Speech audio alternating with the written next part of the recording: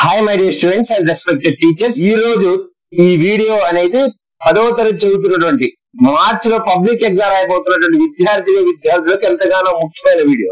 ఈ వీడియోని ఎక్కడ స్కిప్ చేయొద్దు. ఎందుకంటే ఒక స్టూడెంట్ 100 మార్క్స్ తెచ్చుకున్నాడు, ఒక స్టూడెంట్ 100 మార్క్స్ తెచ్చుకోలేకపోయాడు అంటే దానికి కారణం ఒకే ఒక సెక్షన్ అండి. ఆ సెక్షన్ లో క్వశ్చన్ నెంబర్ 15 అండి. ఆ 15 క్వశ్చన్ చాలా చాలా చాలా ఇబ్బంది పడుతుందండి. అది నిబంధన అంటామండి, జనరల్ ఎస్సే. దీనిపైన మనకి 10 మార్క్స్ ఉన్నాయండి పబ్లిక్ ఎగ్జామ్ లో. క్వశ్చన్ నెంబర్ 15 అత్యంత విలువైనటువంటి, అత్యంత ముఖ్యమైనది. ఏ నిబంధన చదవాలని చాలా మంది విద్యార్థులను కామెంట్ మెసేజ్ చేసి అడుగుతున్నారు. వాళ్ళకి ఈ వీడియో అండి. ఖచ్చితంగా ఈ వీడియోని ఎక్కడ స్కిప్ చేయకుండా చూడండి, మీకు క్లారిటీ అనేది వచ్చేస్తుంది ఏమేమి చదవాలి, ఏం చదవక్కర్లేదు అనేది. అలాగే ఇక్కడ కనుక మనం క్వశ్చన్ ని గమనిస్తే కిసి ఏక్ నిబంధ కా ఉత్తర్ 10 వాక్యం మే లిఖియే. 10 మార్క్స్ కండి. కిసి ఏక్ నిబంధ కా ఉత్తర్ 4 రకాలైనటువంటి నిబంధిస్తారండి. అందులో మనం ఒక్కదాన్ని సెలెక్ట్ చేసుకుంటే చాలండి. ఒక్కదాని మీద మనకు గనక పూర్తిగా కమాండ్ ఉన్నట్టయితే మనం 10 మార్క్స్ తెచ్చుకోవడానికి అవకాశం ఉంటుంది. వేటికి సంబంధించిన నిబంధన ఇక్కడ ఇవ్వడం జరుగుతుంది అంటే, మొదటిగా పర్యావరణ సంబంధించినది, అలాగే శిక్ష ఎడ్యుకేషన్ సంబంధించినది, సమాజ్ సొసైటీకి సంబంధించినది, విజ్ఞాన్ సైన్స్ కి సంబంధించినటువంటి మనకి 4 జనరల్ ఎస్సెస్ ఇవ్వడం జరుగుతుంది. వాటిలో మనం ఏదైనా ఒకదాన్ని సెలెక్ట్ చేసుకొని రాసినట్లయితే ఖచ్చితంగా మనకి మార్క్ అనేది 10 మార్క్స్ అనేది వస్తుందండి. నిబంధన ఎలా రాయాలి అనేది కూడా క్లియర్ గా మీకు ఆల్రెడీ వీడియోలో ఎక్స్ప్లెయిన్ చేస్తున్నాను. మనం పేపర్ ప్రెజెంటేషన్ ఎలా చేయాలి అనే పేపర్ వీడియో మనం అప్లోడ్ చేస్తున్నాం, లేదా డిస్క్రిప్షన్ లో నేను ఆ వీడియో పెడతాను. ఆ వీడియోలో నిబంధన ఎలా రాయాలో, నేను హ్యాండ్ రైటింగ్ ఎలా రాయాలి, సైటింగ్స్ ఎలా పెట్టాలి అనేది క్లియర్ గా వర్ణించున్నాను. ఇప్పుడు ఏ నిబంధన చదవాలి అనేది చూద్దామండి. ముందుగా పర్యావరణం సంబంధించినటువంటి నిబంధనలు అన్నిటికంటే ముఖ్యమైనవి ఏంటి, ఏ నిబంధన పర్యావరణం సంబంధించినవి, వాటిని ఏది చదవాలి అన్న విషయాన్ని ఇప్పుడు మనం చూద్దాం.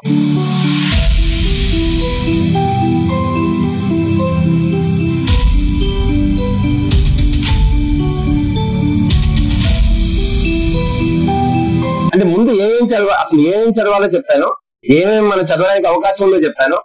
ఈ వీడియో చివరిలో నా ప్రయారిటీ ఏంటో చెప్తాను. నా ప్రయారిటీ స్లో లెర్నర్స్ ఎన్ని చదవగలరు, నా ప్రయారిటీ ఏంటి, బాగా బ్రైట్ స్టూడెంట్స్ ఎన్ని చదవగలరు, వాళ్ళ ప్రయారిటీ ఏంటి అనేది నేను క్లియర్ గా వీడియో చివరిలో మీకు ఖచ్చితంగా చెప్తానండి. ముందుగా పర్యావరణం సంబంధించి మనకి ఎన్విరాన్మెంట్ సంబంధించినటువంటి జనరల్ ఎస్సెస్ కనుక చూసినట్లయితే స్వచ్ఛ భారత్ అనేది రావడానికి ఎక్కువ అవకాశం ఉంది. స్వచ్ఛ భారత్ ఎందుకంటే మనకి బీజేపీ ప్రభుత్వం ఏదైతే సెంట్రల్ లో ఉందో ఆ కేంద్రంలో ఉన్నటువంటి ఈ పథకాన్ని కూడా మనకు అడగడానికి ఎక్కువ అవకాశం ఉంది.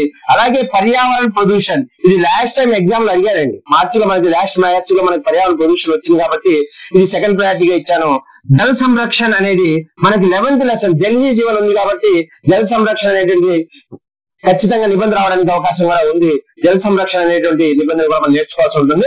వృక్ష హమారే సాథీ అనేది ఇంకా ఆప్షన్ అండి, ఇంకా ఆప్షన్. ఇంకా మీరు చదవగలిగితే శక్తి ఉంటే దీనికి సంబంధించి మనం ఒక 4 జనరల్ ఎస్సెస్ ఇక్కడ మాట్లాడుకోవడం జరిగింది.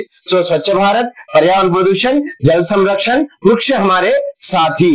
సెకండ్ అయినటువంటి శిక్షా సంబంధి మనకి ఏ జనరల్ ఎస్సెస్ ఇంపార్టెంట్ సార్ అని అడిగినట్లయితే శిక్షా సంబంధి ముఖ్యమైనటువంటి జనరల్ ఎస్సెస్ ఏంటి సార్ అంటే, ఒకటి ఆదర్శ విద్యార్థి అండి. ఈ సంవత్సరం నేను ఇది గెస్ట్ చేస్తున్నానండి. ఆదర్శ విద్యార్థి రావడానికి ఎక్కువ అవకాశం ఉంది. ఎందుకంటే మనకి 12th లెసన్ అయినటువంటి ధరతీకే సవాల్ అంతరిక్షకే జవాబులో ఛాత్రికే గుణ, ఆదర్శ ఛాత్రికే గుణ అనేటువంటి క్వశ్చన్ మనం చూసాం కాబట్టి ఆ ప్రశ్నకి మనకి రిలేటెడ్ గా ఉన్నటువంటి జనరల్ ఎస్సే ఆదర్శ విద్యార్థి. అలాగే ఒకవేళ అది మిస్ అయినా కూడా విద్యార్థి వారి అనుశాసనాన్ని అడగడానికి అవకాశం ఉంటుందండి. పుస్తకాలే వాస్తవంగా సమాజ సంబంధించినటువంటి జనరల్ ఎస్సే కావచ్చు. నేను ఇక్కడ విద్యాలయం సంబంధించి కూడా విద్యాలయాలు కూడా మనం పుస్తకాలయం ఉంటుంది కాబట్టి నేను ఇక్కడ ఇవ్వడం జరిగింది. పుస్తకాలయం గ్రంథాలయం కూడా అంటారండి. ఇది కూడా ఇంపార్టెంట్ బేస్ గా మనం అసలు ప్రతి విద్యార్థి స్లోలో నేర్చుకోవాల్సిన జనరల్ ఎస్సే పుస్తకాలయం. అయితే లాస్ట్ టైం వచ్చింది కాబట్టి నేను ఈసారి దానికి తక్కువ ప్రయారిటీ ఇస్తున్నాను. అలాగే విద్యార్థి అనుశాసన, ఒకవేళ గవర్నమెంట్ ప్రోగ్రామ్ సంబంధించి ఏమైనా ఇవ్వాలి అనుకుంటే ఏమి ఇస్తారండి అంటే తల్లికి వందనం అనేటువంటిది జనరల్ ఎస్సే ఇవ్వడానికి అవకాశం ఉంది. ఎందుకంటే స్కూల్ గోయింగ్ చిల్డ్రన్ కి ఇచ్చేటువంటి స్కీమ్ కాబట్టి దీనికి సంబంధించినటువంటి జనరల్ ఎస్సే రావడానికి కూడా అవకాశం ఉంటుంది. ఇవి శిక్షకు సంబంధించినటువంటి అతి ముఖ్యమైనటువంటి జనరల్ ఎస్సెస్.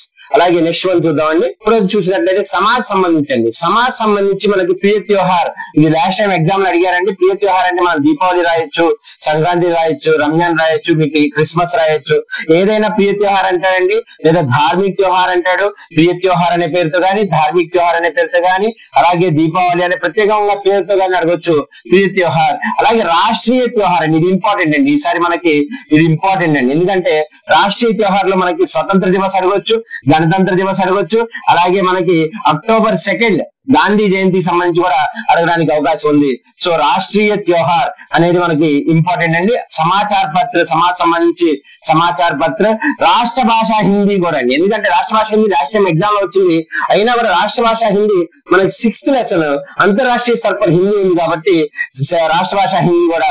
అలాగే ప్రియ నేత అనేది ఆప్షన్ అండి, మీ ఇష్టం. ఇంకా ప్రియ నేత అనేది మీ ఆప్షన్ గా ఇచ్చాను, ఎందుకంటే మనకి స్వరాజ్కి నీవు అనేటువంటి లెసన్ లో ఝాన్సీ లక్ష్మీబాయి గురించి మనం ఒక నాయకురాల గురించి మనం తెలుసుకున్నాం.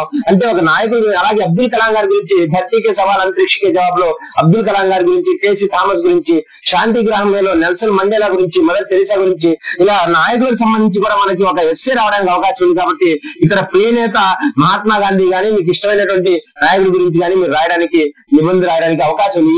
ఈ ఎస్సేస్ అడగడానికి, దీనికి రిలేటెడ్ గా ఈ ఎస్సేస్ అడగడానికి, ఈ నిబంధన అడగడానికి అవకాశం ఉంది. తర్వాత మనం విజ్ఞానం సంబంధించి మోస్ట్ ఇంపార్టెంట్ అయినటువంటి విజ్ఞానం సంబంధించి ఈసారి పబ్లిక్ ఎగ్జామ్ లో ఖచ్చితంగా నేను చెప్పబోయేటువంటి విజ్ఞానం నుండి ఖచ్చితంగా జనరల్ ఎస్సే వస్తుందండి. సరే, అది ఏందో చూద్దాం. సో 4వది ఫైనల్ గా విజ్ఞానం సంబంధించండి. విజ్ఞానం మోస్ట్ ఇంపార్టెంట్ అని ఇందాక చెప్పాను కదండి. విజ్ఞానం సంబంధించి, సైన్స్ సంబంధించి ఏ జనరల్ ఎస్సేస్ ఉన్నాయి, సుమారుగా మనకి ఏవి అడగడానికి అవకాశం ఉంది అంటే దూరదర్శన్, కంప్యూటర్, విజ్ఞాన్ సే లాబ్, యా హాని, కృత్రిమ ఉపగ్రహ, ఈ సైన్స్ రిలేటెడ్ అండి. కృత్రిమ ఉపగ్రహం అంటే శాటిలైట్ గురించి అండి. మనకి ఆర్టిఫిషియల్ శాటిలైట్ మనం ఏదైతే తయారు చేస్తామో దాని గురించి. అలాగే విజ్ఞాన్ సే లాబ్ అనేది మనకి 12th లెసన్ లో అబ్దుల్ కలాం గారి గురించి ఉంది కాబట్టి. అలాగే జల్హీ జీవన్ లో కూడా విజ్ఞాన్ సంబంధి ఆయన శ్రీప్రకాష్ గారు ఎక్కువ రచనలు రాశారు కాబట్టి ఆయనకి సంబంధించి కూడా మనం ఇక్కడ విజ్ఞాన్ సే లాబ్ అనేటువంటి రిలేటెడ్ చూడొచ్చు. అయితే ఇది మనకి ప్రీవియస్ మార్చి లో మనకి ఎగ్జామ్ లో అడగడం జరిగింది.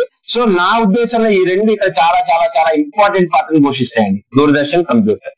దూరదర్శన్ మీద ఈసారి నాకు ఎందుకో అది ఖచ్చితంగా దూరదర్శన్ అనేది రావడానికి అవకాశం ఉంది అనిపిస్తుంది. ఇప్పుడు టోటల్ గా అసలు ఎన్ని జనరల్ ఎస్సేస్ మనం చూసాం, వాటిల్లో మీ శక్తి అంతా ఏమి చదవాలి అనేది నేను ప్రయారిటీ వైజ్ అంటే ఆర్డర్ ఆఫ్ ప్రయారిటీ రాస్తాను. ఏది చదవాలి ముందు అనేది మీకు ఆర్డర్ ఆఫ్ ప్రయారిటీ లిస్ట్ రాస్తాను. ఖచ్చితంగా చూడండి, స్క్రీన్ షాట్ తీసుకోండి, అలాగే మీ ఫ్రెండ్స్ షేర్ చేయండి. ఫైనల్ గా నా దృష్టిలో 2025-26 మార్చిలో పబ్లిక్ ఎగ్జామ్ లో టాప్ 10 జనరల్ ఎస్సేస్ ఏవి సార్ అని అడిగినట్లయితే ఈ టాప్ 10 ప్రయారిటీ నేను ఇస్తున్నానండి. ఈ టాప్ 10 లో ఈ సంవత్సరం ఖచ్చితంగా నేను దూరదర్శన్ ఎక్స్పెక్ట్ చేస్తున్నాను. అది ఒకవేళ మిస్ అయినా కూడా కంప్యూటర్ రావడానికి అవకాశం ఉంటుంది ఖచ్చితంగా. అలాగే సహజంగా నేను ఇప్పుడు కూడా ఈ 4 ని ఫండమెంటల్ గా నేను తీసుకుంటూ ఉంటాను. అంటే ఫండమెంటల్ జనరల్ ఎస్సేస్ గా, అంటే బేస్ గా నా దృష్టిలో ఎప్పుడు కూడా ఈ 4 ఫండమెంటల్ అంటే ఎప్పుడు కూడా ప్రతి విద్యార్థి ఖచ్చితంగా నేర్చుకోవాల్సినవే అని నేను భావిస్తుంటాను. అవి 4 ఏంటంటే ప్రీత్యోహార్, పర్యావరణ ప్రదూషణ్, దూరదర్శన్, పుస్తకాలే. ఈ 4 ప్రతి విద్యార్థి నేర్చుకోవాలని నా ఫీలింగ్. అయితే ఇది గత సంవత్సరం అడిగారు కాబట్టి మొదటి ప్రయారిటీ నేను దూరదర్శన్ తీసుకున్నాను. అలాగే పుస్తకాలే కూడా చదవాల్సింది, ఒకవేళ మిస్ అయిన కంప్యూటర్ నేర్చుకోవాలి. ఇలా 10 జనరల్ ఎస్సేస్. ఈ రెండు కూడా స్వచ్ఛ భారత్ ఆదర్శ్ విద్యార్థి, అలాగే రాష్ట్రీయ త్యోహార్ అనేటువంటిది ఈ సంవత్సరం గవర్నమెంట్ ఇచ్చినటువంటి మోడల్ పేపర్స్ లో వీటిని ఎక్కువ సార్లు అడగడం జరిగింది కాబట్టి ఆ వాటిని కూడా నేను ఇంక్లూడ్ చేశాను. సార్ నేను ఇన్ని చదవలేను సార్ అంటే కనీసం ఒక 8 చదవగలగాలి. 2 స్కిప్ చేసినా ప్రాబ్లం లేదండి. మిగతా 8 ని మీరు ఖచ్చితంగా చదవగలగాలి. రాష్ట్ర భాష హిందీ ఎందుకండి అంటే మనకి అంతర్రాష్ట్రీయ స్థాయి హిందీ ఉంది కాబట్టి. జల సంరక్షణ ఎందుకండి అంటే మనకి 11th లెసన్ జల్హీ జీవన్ ఉంది కాబట్టి జల సంరక్షణ నేర్చుకోవాల్సిన అవసరం ఉంటుంది. సార్ నేను ఇన్ని చదవలేను సార్, ఒక 6 మాత్రమే చదువుతాను, 6 కంటే ఎక్కువ చదవలేను అనేవాళ్ళు కనీసం ఇక్కడ దాకా చదివే ప్రయత్నం చేయండి. కాకపోతే నేను నా దృష్టిలో దూరదర్శన్, కంప్యూటర్, స్వచ్ఛ భారత్, ఆదర్శ విద్యార్థి, పుస్తకాలయ, ప్రీత్యోహార్ అనేవి 2025-26 మార్చికి నా దృష్టిలో ముఖ్యమైనటువంటి జనరల్ ఎస్సేస్ గా నేను భావిస్తున్నాను. అలాగే ఈ జనరల్ ఎస్సేస్ ని 10 మార్క్స్ తెచ్చుకోవాలి అంటే మీరేం చేయాలి? పేపర్ ని నీట్ గా ప్రజెంట్ చేయాలి. నిబంధన ఎలా రాయాలి అనేది నేను ఆల్రెడీ చేసినటువంటి పేపర్ ప్రెజెంటేషన్ వీడియోలో నిబంధన ఎలా రాయాలో క్లియర్ గా ఎక్స్ప్లెయిన్ చేస్తున్నాను. ఆ లింక్ కూడా నేను డిస్క్రిప్షన్ లో పెడతాను. ఆ వీడియో సంబంధించిన లింక్ కూడా నేను డిస్క్రిప్షన్ లో పెడతాను, తప్పకుండా చూడండి. అలాగే లెటర్స్ కూడా ఏ లెటర్స్ చదవాలి, అతి ముఖ్యమైన లెటర్స్ ఏవి అనే విషయానికి సంబంధించిన వీడియో కూడా ఉంది. దానికి సంబంధించి చాలా మంది స్టూడెంట్స్ సార్ ఆ వీడియో లింక్ పోస్ట్ చేయండి అంటున్నారు. ఈ వీడియో డిస్క్రిప్షన్ లో ఆ వీడియో లింక్ కూడా నేను పెట్టడం జరుగుతుంది. మై డియర్ స్టూడెంట్స్, మీ అందరి ప్రోత్సాహంతో నేను మన ఛానల్ 5వ సంవత్సరానికి అడుగుపెట్టింది. ఈ రోజు మీ అందరికి కూడా హిందీ దివస్ కి శుభకామనాయే. నేను 4 సంవత్సరాల క్రితం హిందీ దివస్ రోజునే మన ఛానల్ ని స్టార్ట్ చేశాను. సో ఈ రోజు 5వ సంవత్సరంలో మనం అడుగు పెడుతున్నాం. మీ అందరి యొక్క ప్రోత్సాహంతో వల్ల, మీ అందరూ చూపిస్తున్నటువంటి ప్రేమాభిమానాల వల్ల ఛానల్ 10K సబ్స్క్రైబర్స్ దగ్గరగా ఉంది. మీరు ఇంకా నన్ను ఆదరిస్తారని, ఇంకా ప్రోత్సహిస్తారని నా వీడియోస్ కానీ మీకు నచ్చినట్లయితే అందరికి షేర్ చేస్తారని, లైక్ చేస్తారని, లైక్ చేసినప్పుడు హై పాయింట్స్ కూడా ఇస్తారని కోరుకుంటూ మీ అందరికీ పేరు పేరున హృదయపూర్వక ధన్యవాదాలు.